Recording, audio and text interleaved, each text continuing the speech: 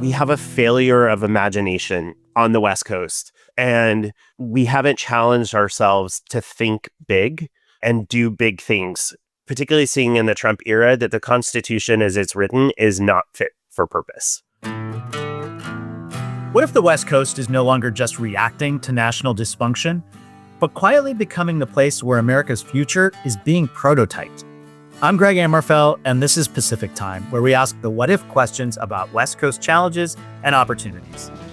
We started Pacific Time a year ago, not because we wanted to obsess over Washington, D.C., but because it was becoming painfully clear that the federal system wasn't and isn't working for the West Coast. Over the past year, we've talked with planners, economists, public servants, activists, business leaders, and cultural innovators, and one thing has become unmistakable. The West Coast is already doing the work on climate, healthcare, public finance, democracy, and culture, while the federal government increasingly oscillates between dysfunction and hostility. Frankly, outright vandalism. Today's episode is both a look back at 2025 and a look ahead to 2026. And with me is my friend Ashley Brown, former senior leader at Amazon, Coca-Cola, and Microsoft, and a deeply thoughtful student of comparative government and democracy. This is more a conversation than an interview, and it foreshadows Ashley joining me on Pacific Time a lot in 2026 as guest host, co-host, collaborator, and thought partner. In West Coast fashion, I'm excited for us to experiment. Thanks, Greg. And as a listener over the past year, I've really come to enjoy the West Coast frame. And I'm excited to join you as co-host and ask more West Coast what-if questions. I love that framing because guests get to be playful and share their expertise in surprising and sometimes provocative ways. And they help drive constructive, future-oriented discussions as opposed to an East Coast political media culture that thrives on grievance, anger, attack, and attention-seeking. So, speculating about the future has long been the jumping-off point for West Coast innovations, so we're going to run with it. Let's do it. So what if the West Coast stopped playing nice, stopped asking for permission, and asserted its moral and constitutional authority? What if we started coordinating like a nation of like-minded states rather than a loose geography that shares an ocean and a time zone? And what if our imagination caught up with our power? So let's start off by looking at the year that was. Greg, you've been producing Pacific Time for about a year. What have you found? We launched Pacific Time on Inauguration Day. So the Pacific Time era, if I may be so bold, corresponds to the length of the second Trump administration. And so it's hard to disentangle those two. I think what we've seen is that Trump hostilities toward the West Coast and his neglect of the West Coast has been even more pronounced than we feared. I think it's safe to say through most every guest conversation I've had, people are deeply offended by what Trump has brought and his disregard for not just us on the West Coast, but for the standards and practices and laws that have guided the country for decades, if not centuries. So that's one. But I think it's a little unfair to put all the blame on Trump. I think he has very distinctly highlighted that the federal system as we knew it, regardless of who was president, wasn't working so well for us on the West Coast. We've outsourced political discussion to the Eastern Seaboard, to the corridors of power between DC and New York. And we kind of watch in the news and read our New York Times, but we aren't such active participants in that process. Given that I think we're now realizing we are the economic engine of the country, that the West Coast between California, Oregon, and Washington is the third largest economy in the world and the leader in so many important sectors that drive the country, that I think Trump's misdeeds have heightened a West Coast identity and a push for more West Coast autonomy. You've covered, a lot of ground in this intervening year. What are sort of the top themes that have popped out for you? Yeah, when you're talking about the West Coast, basically every topic is in bounds. One high-level idea is that constructive policy innovations, the kinds that can address the very real challenges and very promising opportunities for the West Coast, are already there. Like, this isn't about inventing new ideas from scratch. When we talk about things like public banking, it's been in use in North Dakota for over 100 years. When we talk about cap and invest in Washington and California, that's been out for decades. It's just about going further with it. When we talk about wildfire mitigation and stemming very real threats associated with climate change. Like it's tempting to feel helpless, and yet policy leaders with the right political winds at their backs have made real progress on those challenges. Another theme is that the West Coast is already defying federal mismanagement and leading itself and the country on things like the environment and things like disease control and things like economic development. I think there's plenty to look at in terms of what's already happening that we just need to better highlight because, again, our political gaze is so directed to what's happening on the East Coast that we lose sight of the very practical innovations that are happening already, either on the West Coast or elsewhere on the country that the West Coast could be mimicking. And, the last thing I'd say in terms of themes is that our problems on the West Coast are stubborn and they're very real and they're very big and complex. Addressing housing and affordability, addressing homelessness, addressing the price and poor outcomes of healthcare, addressing the billionaire oligarchs, addressing the price of energy and the availability of energy to power new economic developments like AI, and to reasonably govern AI. These are huge challenges that could take generations. And so there's lots for us to talk about. And so the last thing I'd say is I'm really zeroing in on the difference between political theater and actual political progress, and watching very closely to see if a new generation of elected leaders can make more progress with less of the sort of drama that actually is just a distraction from the pocketbook issues that drive the day-to-day for so many people. Yeah, I mean, I can say for me, I had no idea that I would find public banking so fascinating until I listened to that episode. I'd never given it any thought, and now it's something that I am passionately interested in. Ashley, you've been, aside from being a frequent guest, you've been a devoted listener to Pacific Time. What themes have stuck out for you from the show, or what's sort of come up for you in this past year that has been so striking? I would say like the one theme that really stands out to me, and I hope we dig into a little bit later, is that we have a failure of imagination on the West Coast, and we haven't challenged ourselves to think big and do big things. You and I are friends, so like we have plenty of offline discussions, and something you say often, really sticks with me, that we need to put the progress back in progressive. And I think a theme that I take away from this first inaugural season of the show is that we just need to think much bigger about our ability to be more autonomous and to backstop the federal government in any number of areas, from climate to disaster relief to public banking. Backstop or even lead the national government, because it doesn't seem to function that well a lot of the time. Yeah. And yeah, I mean, you're connecting to a really important point that I think came out. I mean, I feel so lucky and thankful to have had the guests that have come on in this first year to bet on an upstart podcast, you included. But, Nolan Leinhart, the urban planner in Portland, talked very much about that, that we have to be bolder. And when we are, sometimes we fail, and sometimes we are rewarded with absolutely transformative developments in our communities.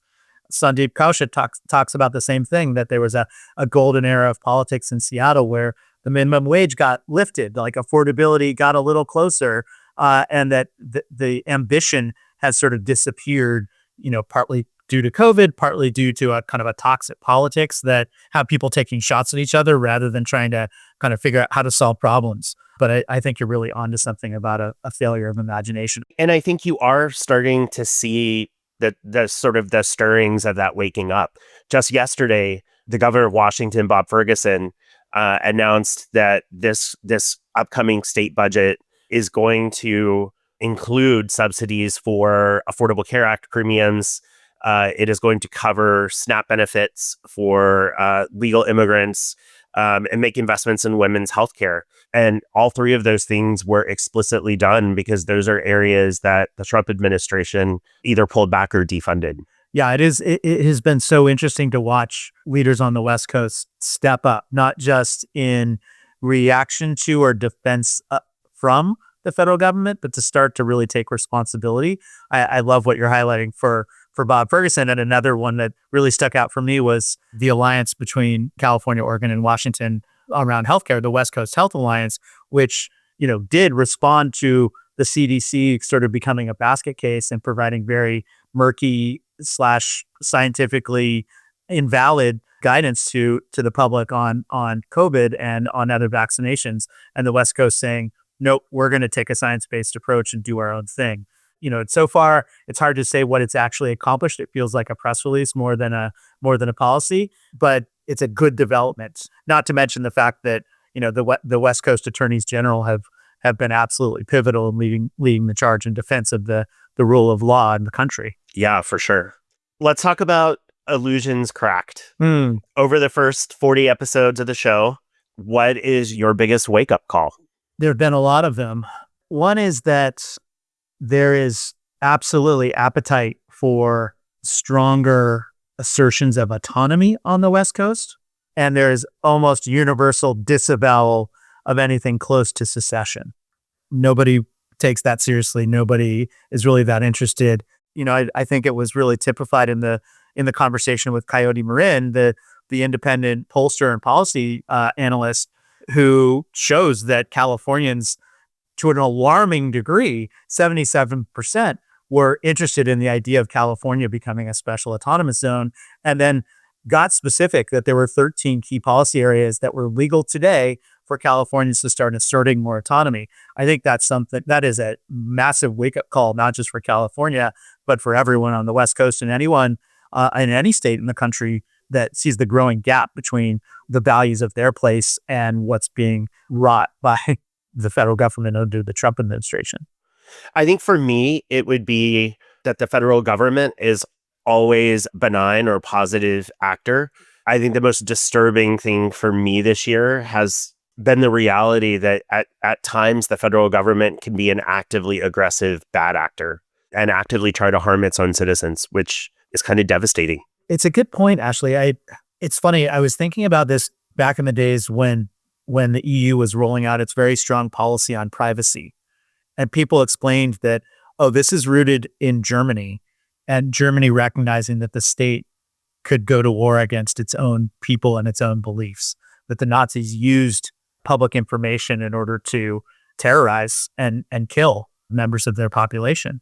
And it always felt like an abstraction that didn't quite apply to the US until this year. That's a scary and sad and massive wake-up call. Yeah.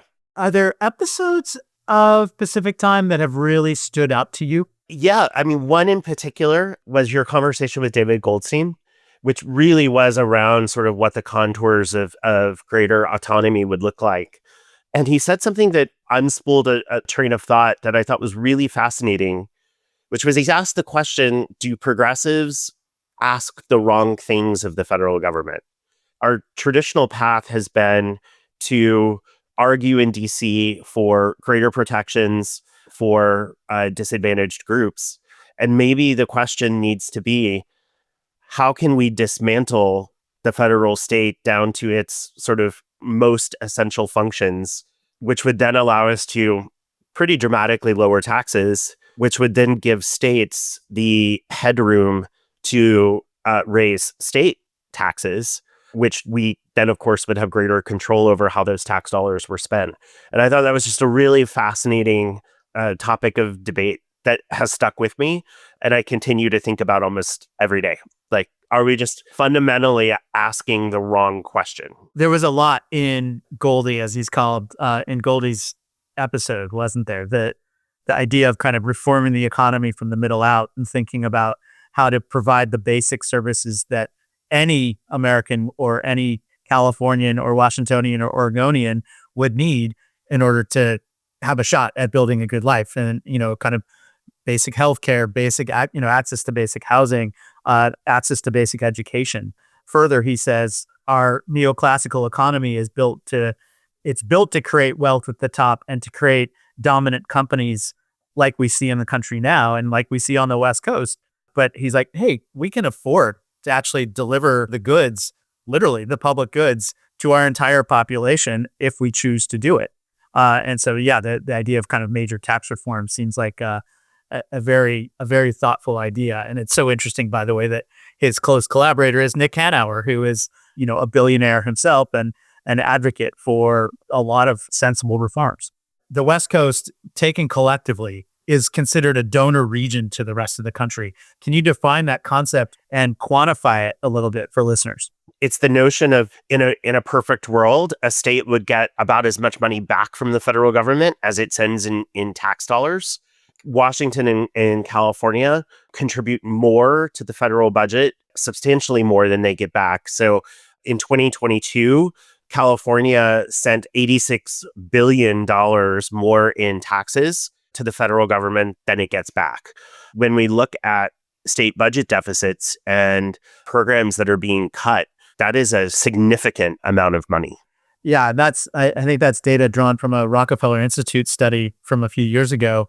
What's sad to note is that federal withdrawals mean that we're getting even less from the federal government when it comes to university funding, funding for science, funding for Medicare, Medicaid, all these things. Yeah, exactly right. I would be really interested to see what that ratio looks like today. What guests surprised you? Yeah, quite a few, and surprised me in varied ways. The West Coast is just full of independent thinkers. It's not just a kind of an independent politics that we're talking about. So talking to someone like Dan Walters, the sort of longtime political commentator in Sacramento, he was quick to say, look, we can get exercised about Donald Trump, but California's problems and West Coast problems more generally predated anyone sitting in the White House. If we're serious about making progress in them, we're going to value electing people who are oriented to solving problems rather than scoring political points. That was a mind bender for me. I think of Shannon Minter, the LGBTQ attorney and himself a trans man, who, when asked him the idea of sanctuary for LGBTQ rights, he said, I don't even like that language. Like it's inherently divisive. And around inclusion, we need to be inclusive. He highlighted his personal example of, choosing to move home to East Texas. He said, there are very few people in this town who agree with my politics, but I grew up with them and they love me and they accept me. And, it turns out around an issue like trans rights, it's, the data that he highlighted was that there's an alarming number of American adults who've never knowingly met a trans person.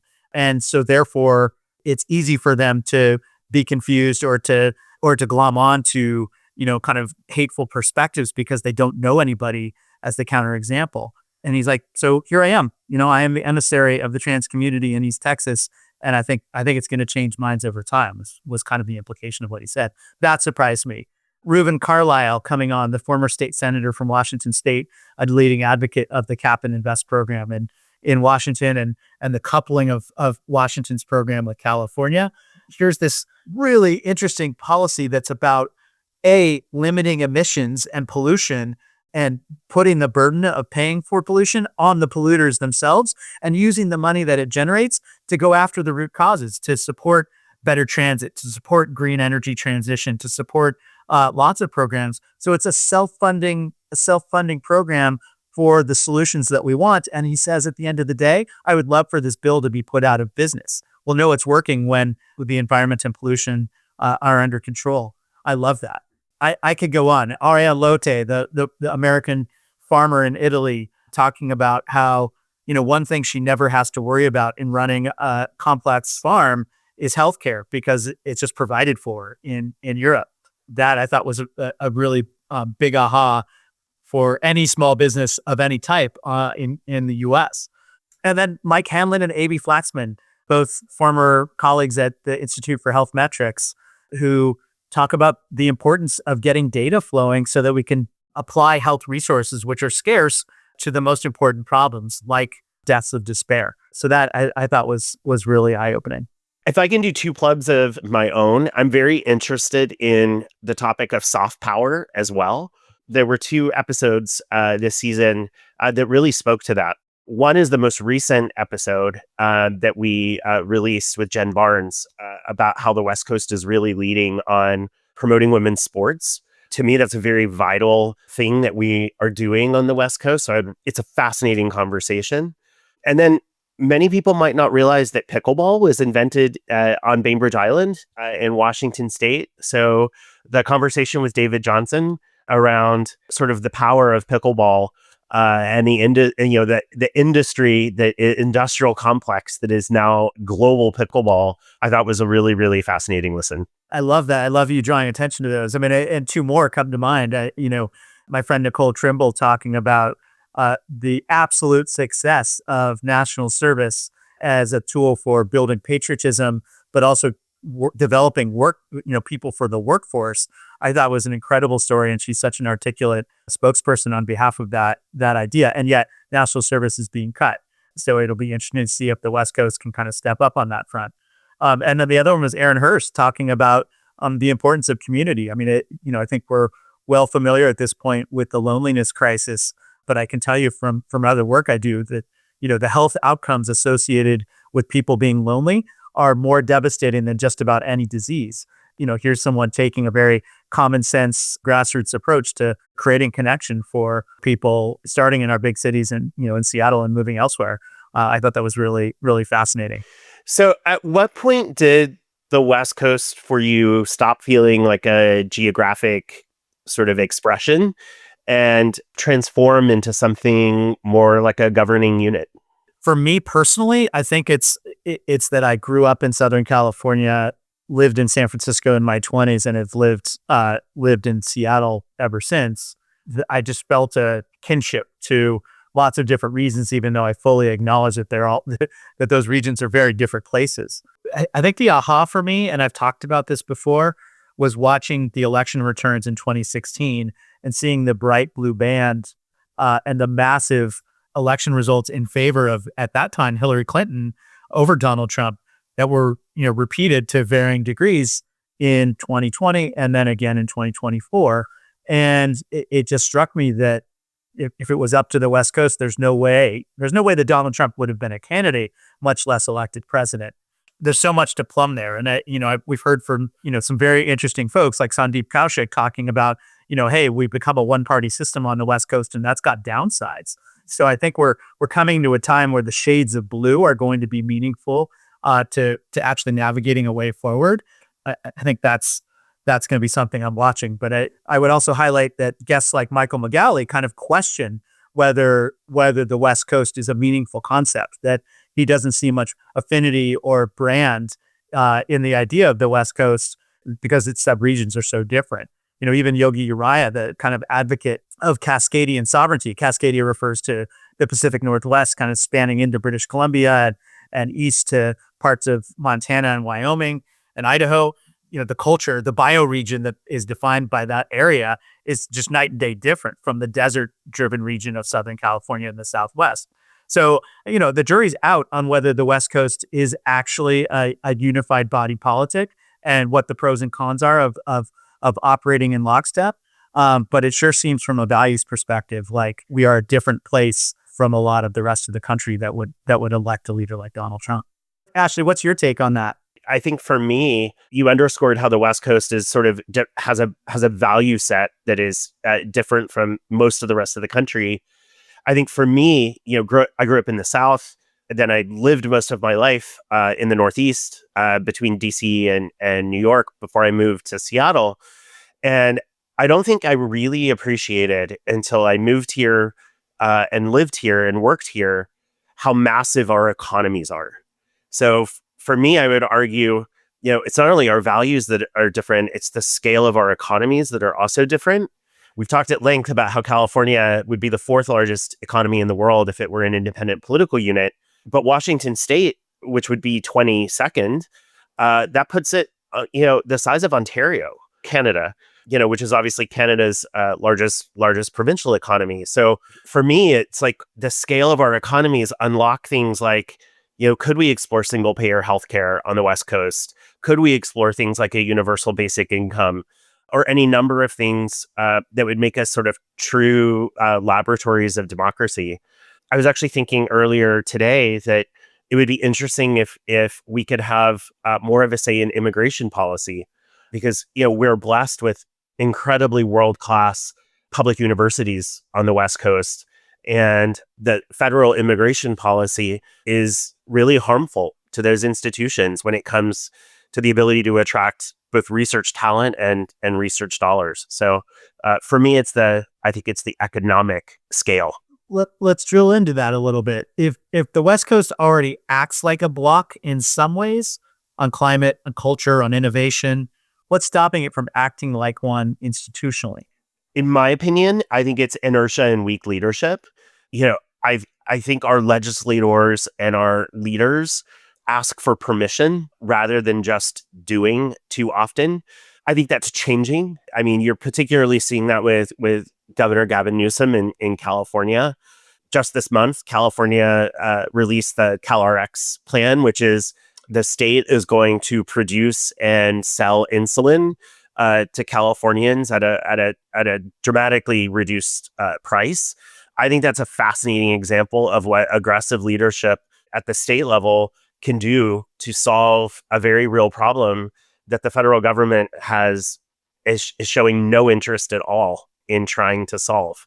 But there doesn't seem to be a lot of appetite outside of a few areas where we're truly cooperating. You mentioned the West Coast Health Alliance earlier in this conversation, but I would agree with you right now. That feels more like a press release than it feels like any sort of concrete action.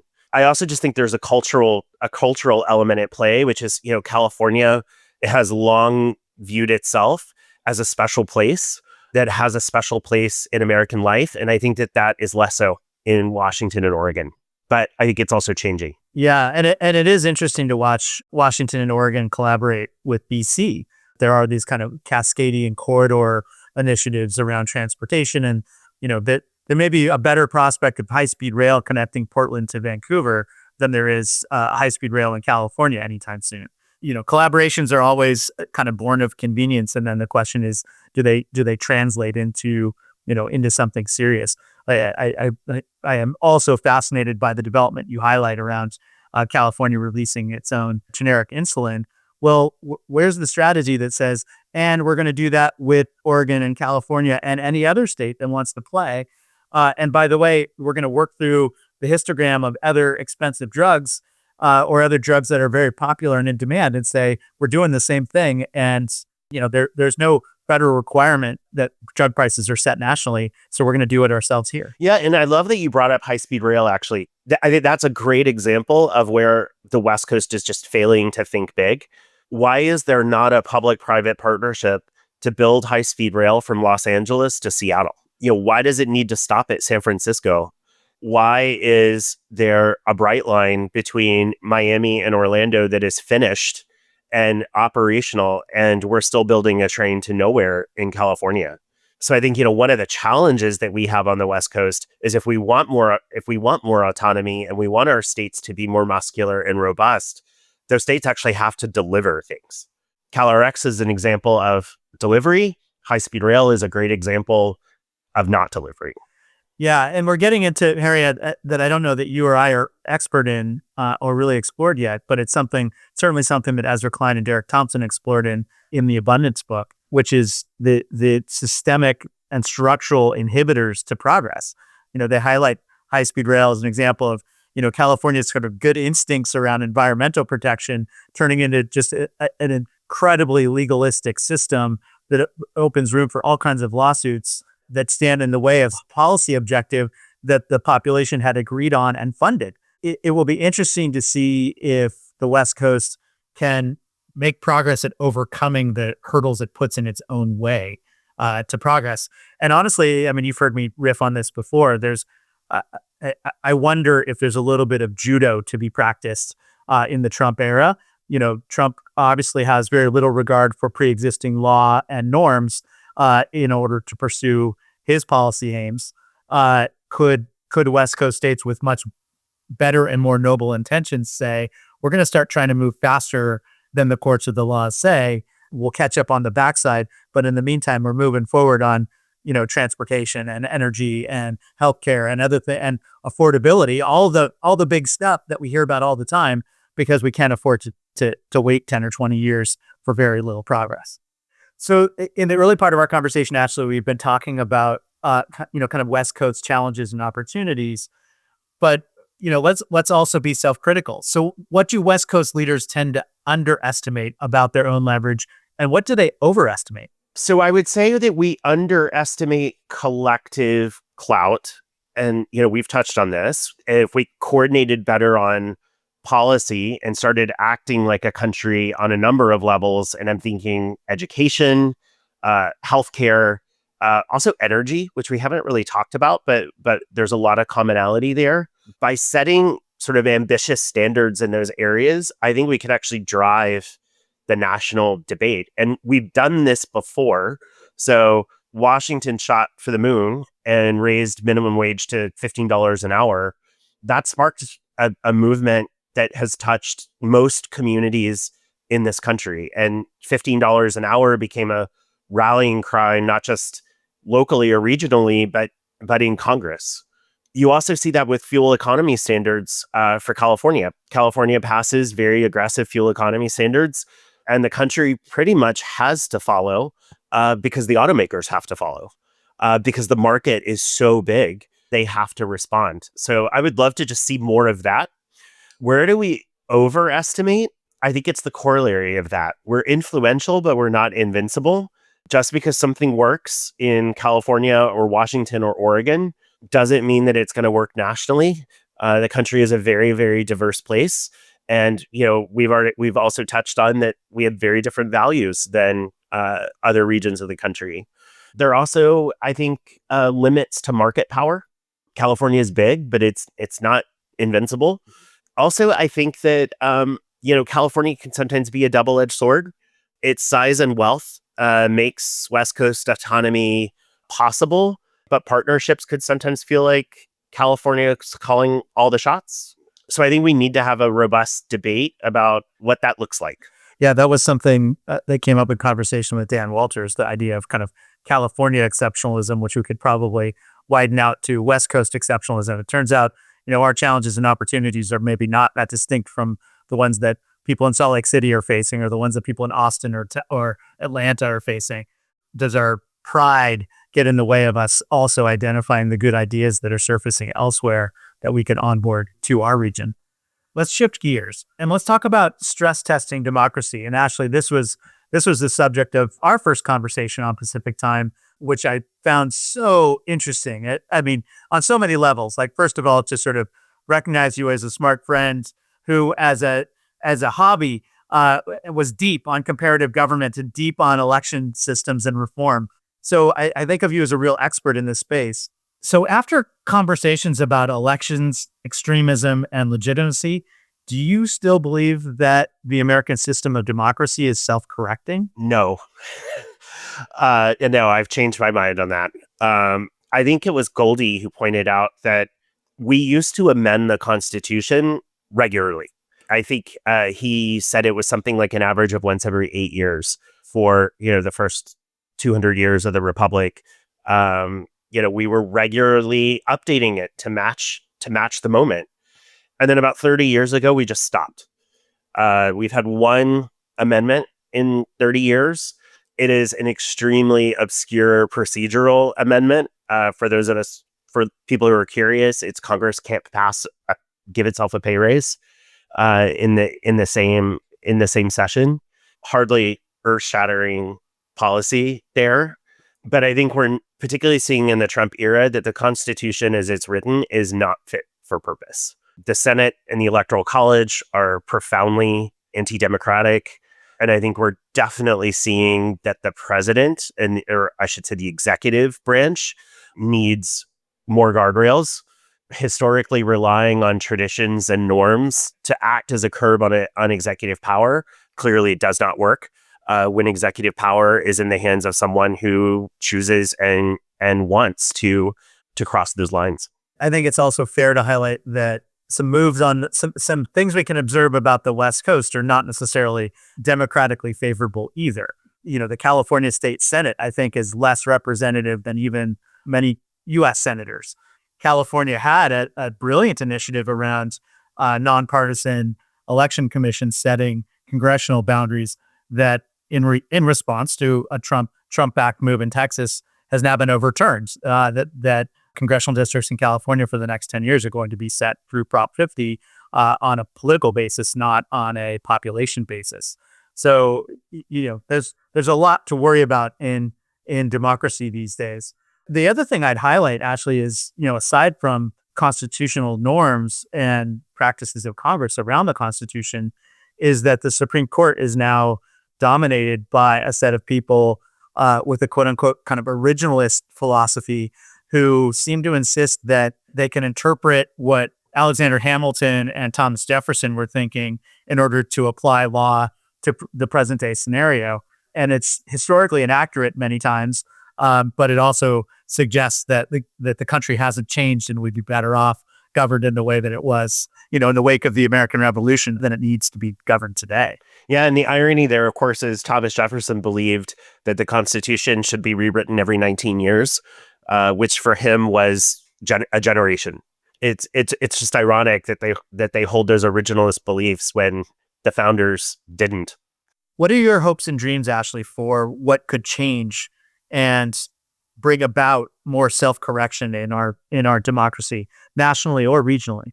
I mean, I think that we have to adopt both electoral reform and what those chambers look like and how they're composed. And this does go directly back to the episode that I was the guest, which is, setting a nationwide standard around independent redistricting commissions, what voting laws look like, standardizing access to information, access to polls, how ballots are counted. I think we need national standards for that in order to self-correct. I think we should change our system of voting. As we dug into the episode that I was the guest, ranked choice voting is a better way of electing representatives to single member constituencies. And then I think we need to explore introducing some level of proportionality into the chambers in order to make it more reflective of the shades of purple that I think most Americans are. I think you're arguing for putting lowercase d democracy back on the policy agenda, probably for both political parties.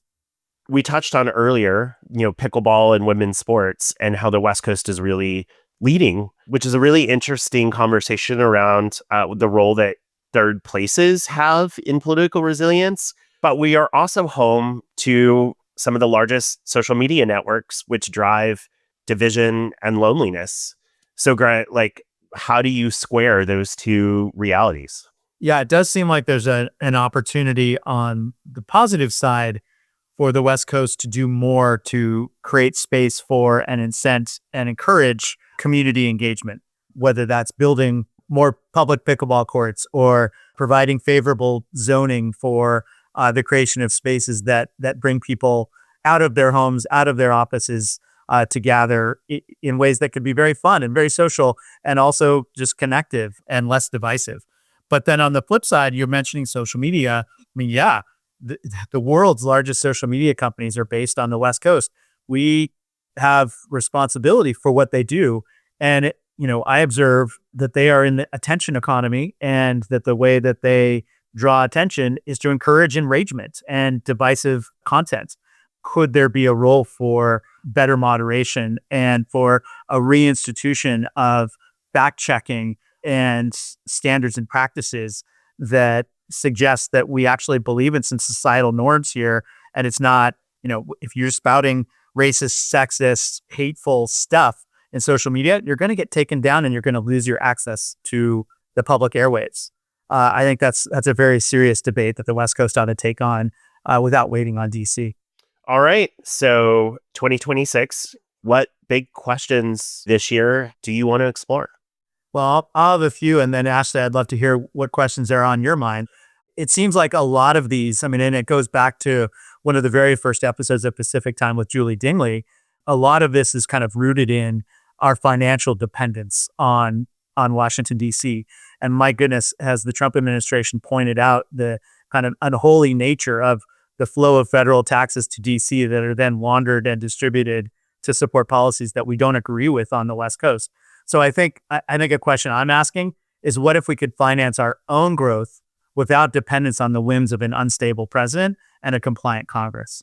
Another big question, and it's of course the buzzword coming out of the 2025 election cycle, is how can we make the fastest progress possible on all of the affordability issues, ranging from housing to healthcare to energy to childcare. These are absolutely vital across the country, and we feel them acutely on the West Coast. So how could we become the exemplar to other parts of the world? So those are two questions I have. What are you wondering about? I touched on it a little bit earlier that I have become an unexpected fan of public banking. I really want to go deep on that next year. I'd love to have someone from the Bank of North Dakota as a guest and see the possibilities that are there. Tangentially related to that, I want to dig into big thinking finance options. You and I were talking in preparation for this episode, and we went down a rabbit hole of looking at debt to GDP ratios for the states, and they're really low. Oregon, I think, is 14%. California is 15%. Washington is about 11%. So there's like tremendous headroom there to float bonds to finance big ideas. What would a more robust financial sector on the West Coast look like? San Francisco used to be called Wall Street West, and we've lost some of that. So what would a robust financial sector look like? And then finally, I would love to dig into just sort of how we got here. How did some of the world's most powerful and valuable companies grow up here? What was the ingredient mix that enabled the Amazons, the Microsofts, the Metas of the world, the Googles of the world, to grow and flourish here? So that's where I'm thinking. These are just a few of the many questions we'll be exploring this coming year. And if there's a single through line in this conversation, it's that the West Coast is already powerful, but not yet fully self-aware. We underestimate our collective leverage. We overestimate how much time we have. We underestimate our status as a world power. We overestimate how well we're doing compared to other parts of the country and the world. In 2025, the US federal government under Donald Trump showed itself to be unreliable at best and hostile at worst. In response, West Coast leaders didn't just resist, they began to govern.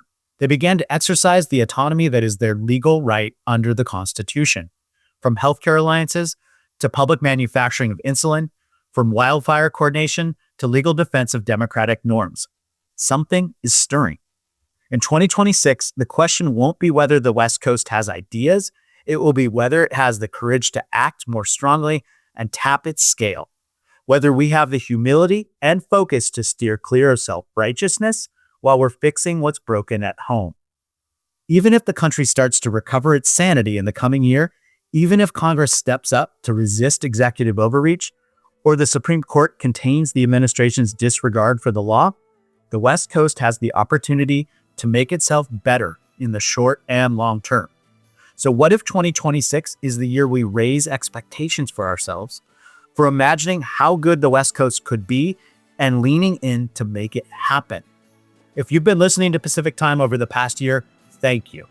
This show exists because of listeners who are willing to ask harder questions and imagine better futures. We'll be asking even more of you and offering more guidance on how to get more actively involved in making our home on the Pacific that much better. Share this episode, join the conversation on Substack, and ask yourself, what responsibility comes with living in the most powerful region of the world? I'm Greg Amrofell. Thanks to Ashley Brown for joining me today, and thanks to all of you for being with me in Pacific Time. I'll see you soon.